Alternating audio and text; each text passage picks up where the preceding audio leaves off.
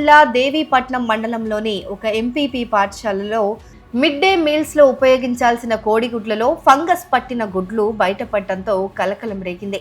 విద్యార్థులకు ఉడకబెట్టిన కోడిగుడ్లను పెట్టేందుకు వాటిని ఒలిచే సమయంలో వాటిపైన మచ్చలు కనిపించడం, దుర్వాసన రావడంతో సిబ్బంది అప్రమత్తమయ్యారు.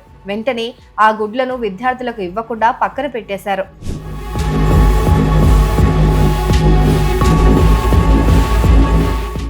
సమాచారం ప్రకారం ఈ గుడ్లు తూర్పుగోదావరి జిల్లా రఘుదేవాపురంలోని వరలక్ష్మి పౌల్ట్రీ నుంచి సరఫరా అవుతున్నట్లు తెలిసింది.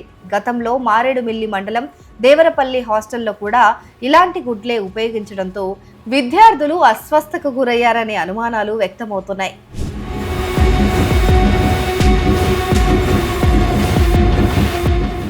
ఇటీవల వరుసగా వెలుగు చూస్తున్న కల్తీ ఆహార ఘటనలతో తల్లిదండ్రులు ఆందోళన చెందుతున్నారు. విద్యార్థుల ఆరోగ్యాన్ని దృష్టిలో పెట్టుకుని అధికారులే వెంటనే చర్యలు తీసుకోవాలని వారు డిమాండ్ చేస్తున్నారు.